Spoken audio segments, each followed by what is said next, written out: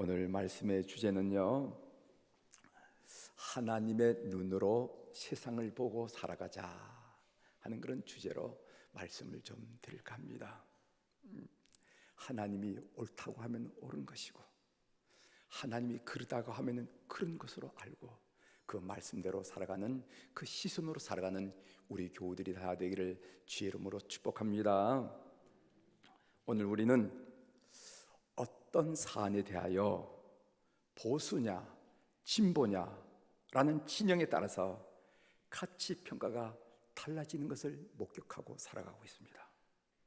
또 한 사람의 한 사안에 대한 평가일지라도 어제의 평가가 다르고 오늘의 평가가 다르는 그런 이중성을 보면서 아파하면서 오늘을 살아가고 있어요. 예를 들어 보면은 박원순 전 서울시장의 죽음이나 백선엽 장군의 서거에 대해서 현재의 다른 평가가 쏟아지는 현상을 보면서 우리는 혼란을 느끼게 됩니다. 박원순 전 서울시장의 자살 원인에 대하여 어느 여검사는 어제는 그토록 신랄하게 비판하더니 오늘은 꿀먹은 벙어리처럼 침묵하고 있어요. 백선엽 장군의 서거에 대해서 미국에서는 미국의 조지 워싱턴 같은 대한민국의 건국의 아버지라고 평가한 반면에 어느 방송 패널은 어떻게 같은 민족을 향하여 총을 겨누는 사람이 현충원에 갈 수가 있느냐라고 일갈하는 것을 우리가 들었습니다. 이런 현상을 접한 국민들은 무엇이 옳고 무엇이 그런지 극심한 혼란을 일으키게 되어 있습니다. 결국 이런 현상들은 사회적 가치와 규범을 무너뜨리는 소위 윤리 도덕적 아노미 현상을 일으키게 되고, 국민들은 각자 자기 눈으로 보기에 좋은 대로 살아가게 된다는 것입니다. 여러분, 사사기의 이스라엘 공동체가 무너질 때 사사기 역사가의 평가는 어떻게 하냐면, 사사기 17장 6절 21장 20절을 보면 사람이 각기 자기의 소견에 옳은 대로 행하였더라. 각자 자기 좋은 대로 하는 거예요. 살아가는 거예요. 이것이 바로 이스라엘 공동체가 무너진 원인이라고 사사기 역사가가 평가하고 있는데, 이 평가를 결코 귓등으로 넘길 수 없는 수상한 세월, 수상한 세상을 우리가 지금 살아가고 있는 것입니다. 오늘은 이스라엘의 제12대 사사인 삼손에 대해서 살펴보고자 합니다. 아무리 성경을 모르는 사람이라 할지라도 머리카락이 긴 삼손, 힘이 센 삼손을 모르는 사람은 아마 없을 것입니다. 사사기에 보면은 이스라엘 사사가 12명이 나오는데 12명의 사사 중에서 가장 많은 지면을 할애해서 소개하고 있는 사사가 바로 삼손 사사예요. 이제 사사기 13장, 14장, 15장, 16장 4장에 걸쳐서 소개한 삼손에 대한 말씀을 서로 전체적으로 나눠보고, 오늘 본문이 21세기를 살아가는 우리들에게 전하는 하나님의 음성을 다시 한번 여러분들에게 선포하는 그런 시간을 갖고자 합니다. 이스라엘 지파 12지파 중에 삼손이 소속한 지파가 단지파인데, 이 단지파는 지중해 해변의 비옥한 땅을 기업으로 분배를 받은 지파입니다. 지중해의 온한 날씨는 농사 짓기에 참 좋았습니다. 단지파 땅을 오늘 우리 한국의 땅으로 비교해 본다면 호남 평야와 같아, 이렇게 비교할 수 정도로 참 비옥한 토양을 분배받은 지파가 단지파입니다. 그것은 요파 항구를 중심으로 해양 무역이 성했고, 그리고 남북으로 이어지는 해변길 비아 메르스를 요지로서 육상 무역의 중심지가 바로 단지파가 받은 해안 지역입니다. 좋은 땅이라는 것은 그만큼 차지하고 싶은 사람들이 많았다는 얘기죠. 그래서일까 단지파의 운명은 그리 순탄하지 않았습니다. 결국 단지파는 분배받은 기업을 온전히 누리지 못하고 산간 지방에 붙어서 사는데, 그 산간 지방에 있는 도시 중에 하나가 소라라는 도시입니다. 이 소라 땅에 살고 있던, 그리고 오랫동안 임신하지 못한 만화의 가정에 삼손이라는 아이가 태어났어요. 그 이야기가 사사기 13장 5절에 나오는데 우리 함께 읽어보도록 하겠습니다. 보라, 시작. 보라, 내가 임신하여 아들을 낳으리니 그의 머리 위에 삭도를 대지 말라. 이 아이는 태에서 나옴으로부터 하나님께 바쳐진 나세린이 됨이라. 그가 블레셋 사람의 손에서 이스라엘을 구원하기 시작하리라 하시니. 아멘.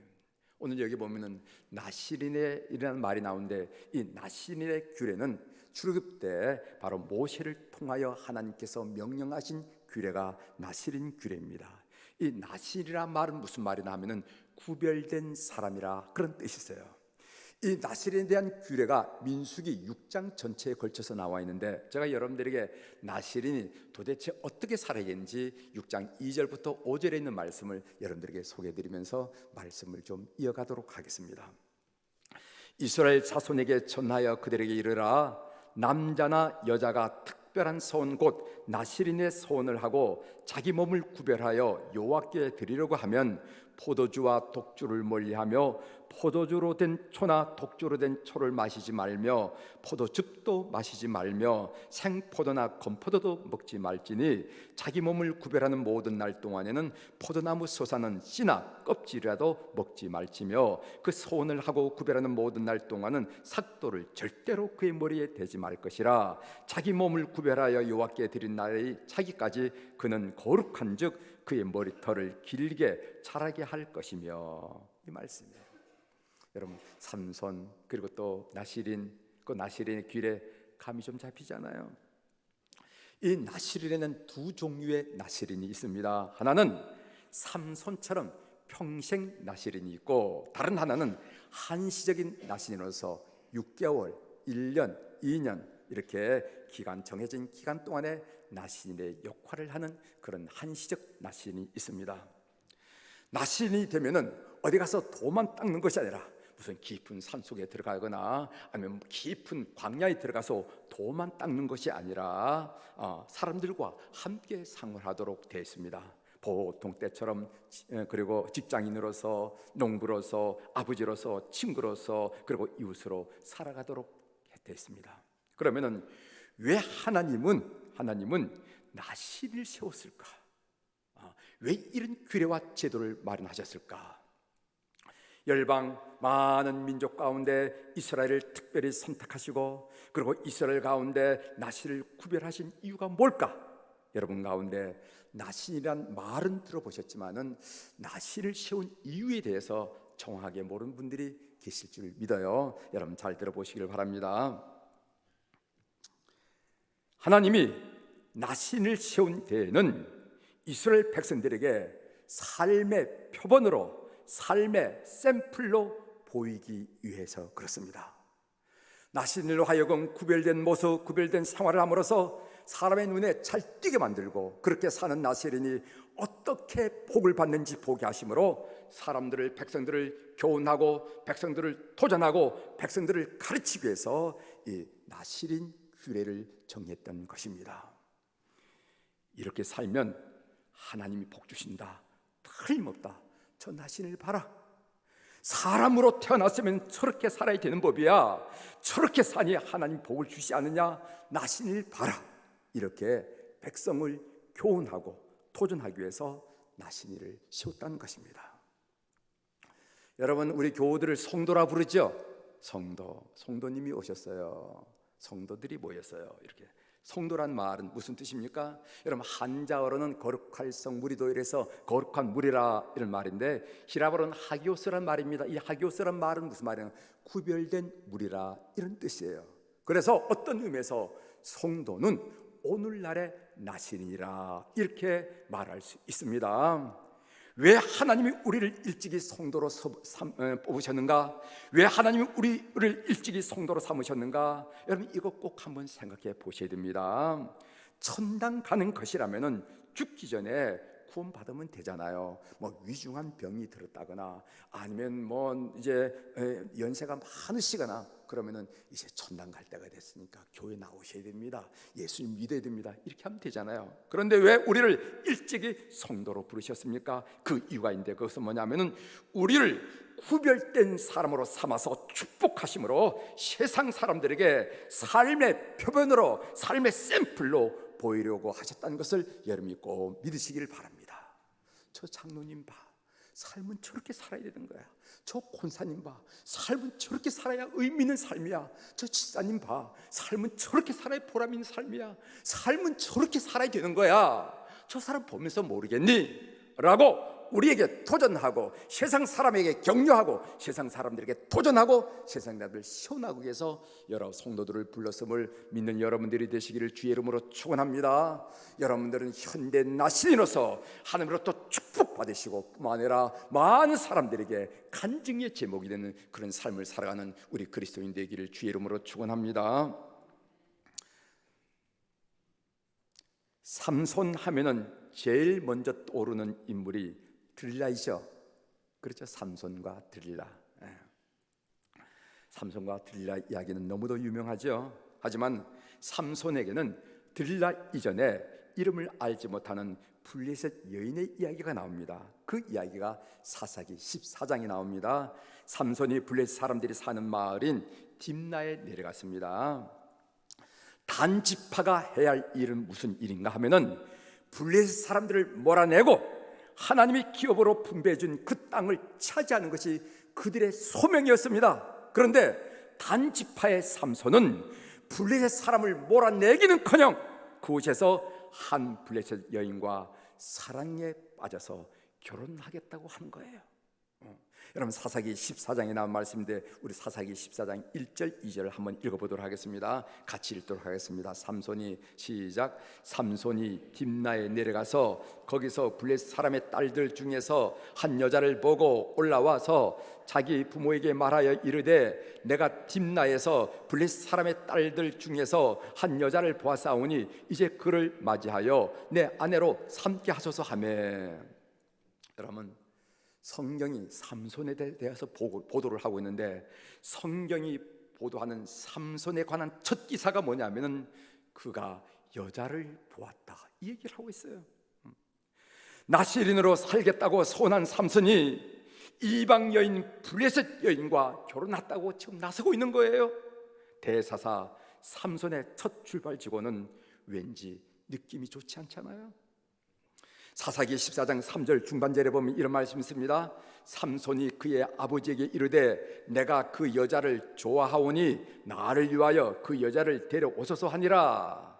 개역 개정판 성경에서는요 내가 그 여자를 좋아하노니 라고 번역했지만 히브리어 원문에는 지극함이 이런 뜻이 있습니다. 그녀가 내 눈에 옳습니다. 그녀가 내 눈에 좋아 보입니다. 그녀가 옳고 좋아 보인다는 거예요.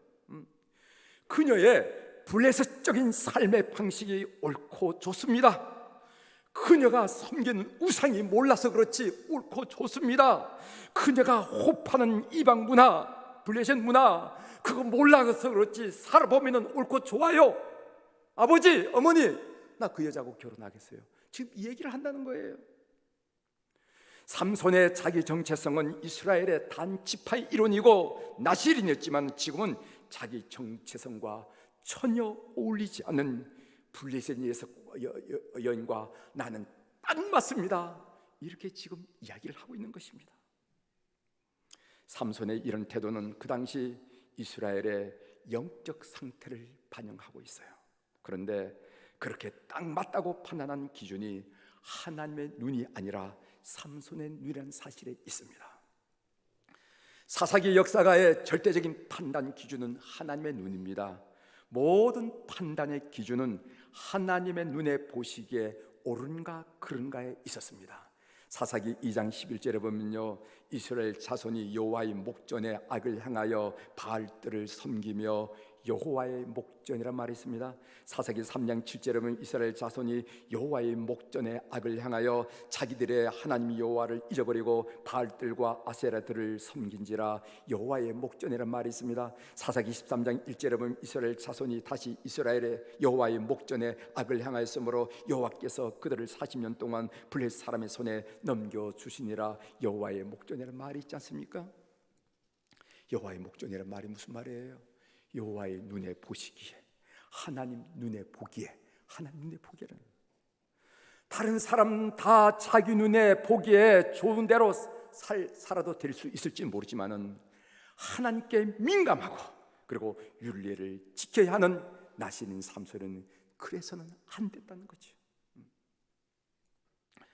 사사기 16장에는 천하무적 삼손이 들라의 무릎에서 참담하게 실패하는 장면을 그리고 있습니다. 그 즈음에 들라가 등장했죠.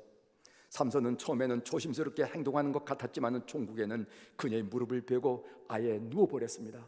그래서 사사기 16장 전체를 보면요, 삼손이 누워있는 장면을 묘사하고 있어요. 많이 묘사하고 있어요. 사사기 16장 3절을 보십시오. 삼손이 밤중까지 누워있다가 사사기 16장 19절을 보십시오. 들라가 삼손에게 자기 무릎을 베고 자게 하고, 특히 들라와의 만남 이후에 성령은 계속 삼손을 누워있는 모습으로 그려주고 있다는 것입니다. 여러분, 시편 1편은 시편 150편의 주제이죠. 복있는 사람은 악인의 꾀를 따르지 아니하며 죄인들의 길에 서지 아니하며 오만한 자들의 자리에 앉지 아니하고 오직 여호와의 율법을 즐거워하여 그 율법을 주야로 묵상하는 자로다. 1절 2절 제가 읽어드렸습니다. 누가 복 있는 사람인가? 누가 복 있는 사람인가? 성경은 말하기를 첫째 따르는 것, 둘째 서는 곳, 셋째 앉은 자리를 주의하는 사람이 복 있는 사람이라고 말한다는 것이죠. 특별히 앉은 자리를 잘 골라 앉아야 됩니다. 정말 내가 앉아도 되는 자리인지 깊이 생각하고 고민해야 합니다. 삼손은 이것을 대수롭지 않게 생각했습니다. 그는 택감 받은 사사로서 이방 여인의 드릴라의 무릎을 베고 누워버렸다는 것이죠. 드릴라의 무릎에서 깊은 잠에 빠져 영적 혼수 상태에 빠져있던 삼손, 그가 이렇게 누워있는 사이에 원수는 그의 머리를 빡빡 밀어버렸고 두 눈을 빼버렸으며 돛줄로 묶어서 감옥에 쳐넣어 맷돌을 돌리게 만들어버렸습니다. 사사기 16장 21절이죠.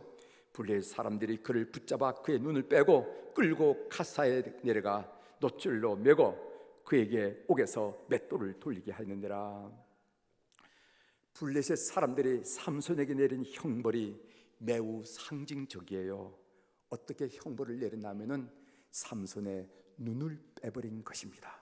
아주 끔찍했죠. 그러나 사사기 역사가는 이 형벌이, 눈을 빼버린 형벌이 하나님의 눈으로 세상을 바라보지 않고 자기 눈으로 세상을 바라보았던 삼손에게 마땅하다고 여겼습니다.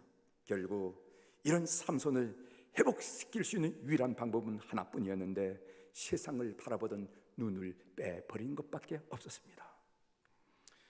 블레셋 사람들이 다곤 신을 위하여 큰 제사를 드린 날에 삼손은 신전 기둥을 붙잡고 여호와 하나님께 부르짖었습니다. 여러분, 이거 아십니까? 삼손의 일생에서 그가 하나님께 부르짖어 제대로 간구한 때가 딱 한 번 나오는데, 그 한 번, 자기 일생에서 하나님께 제대로 간구한 때가 언젠가 하면은 자기 눈이 뽑히고 난 다음이었어요.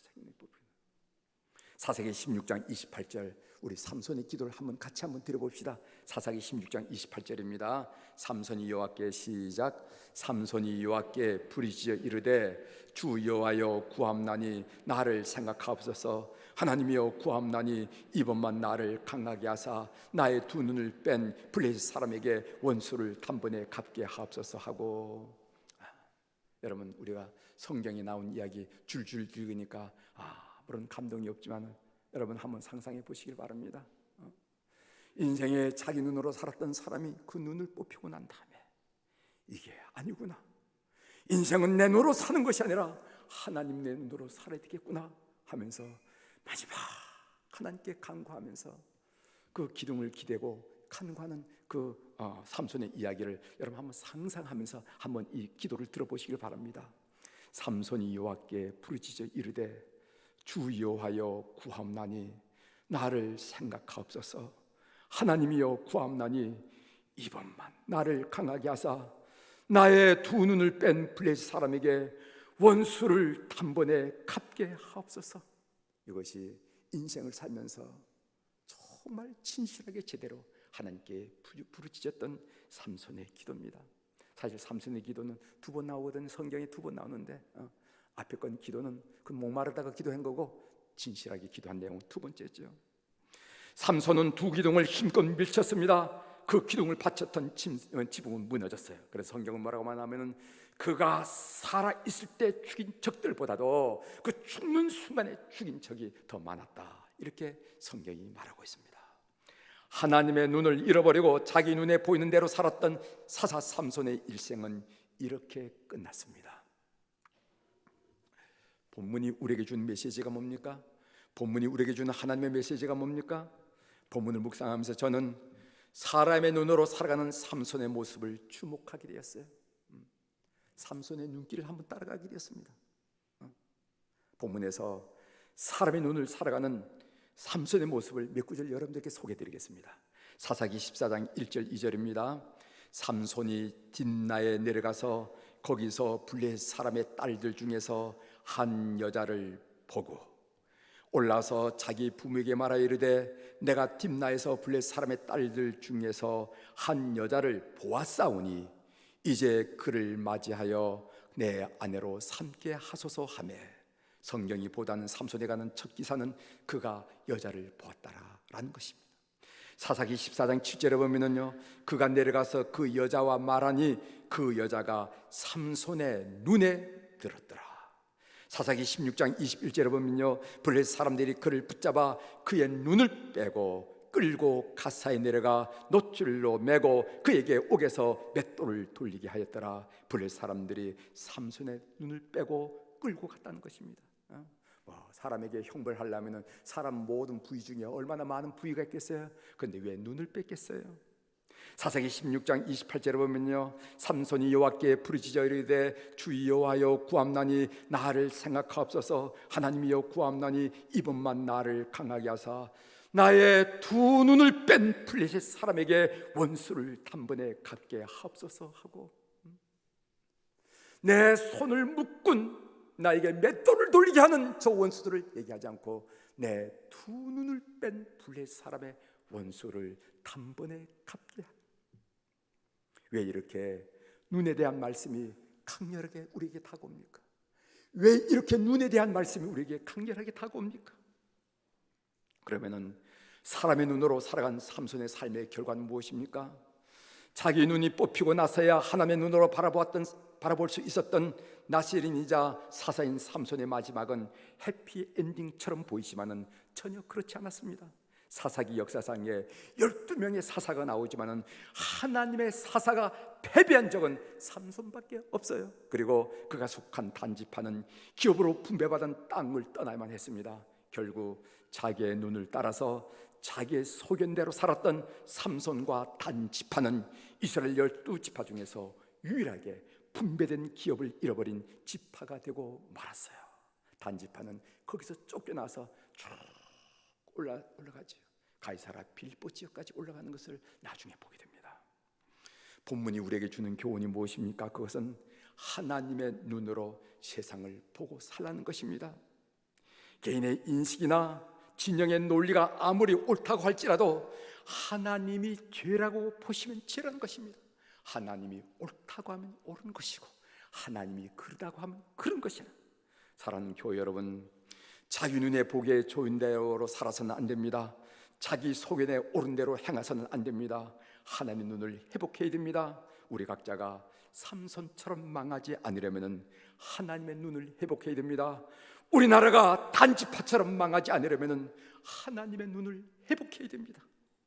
어느 권사님이 하나님이 화났어라는 홍성훈 씨가 쓴 글을 보내주셨어요. 글의 내용은 이렇습니다. 얼마나 화가 나면 마스크로 말을 못하게 입을 막으셨을까? 얼마나 화가 나면 서로 만나지 못하게 거리를 두게 하셨을까? 얼마나 화가 나면은 더러운 겉옷은 깨끗이 씻으라고 했을까? 하늘을 두려워하자 하늘이 화났어, 이런 얘기예요. 오늘 이 본문은 우리에게 질문하고 있습니다. 너는 하나님의 눈이 보시기에 좋은 대로 살아가는가, 옳은 대로 살아가는가, 아니면은 사람의 눈이 보기에 좋은 대로 살아가는가? 오늘 이 아침에 나눈 교우들이 오늘 이 말씀에 응답하면서 우리 사회를 살리고 우리 가정을 살리는 하나님의 눈에 보시기에 옳은 대로 사는 선한 결정이 있기를 주의 이름으로 축원합니다. 기도하시겠습니다.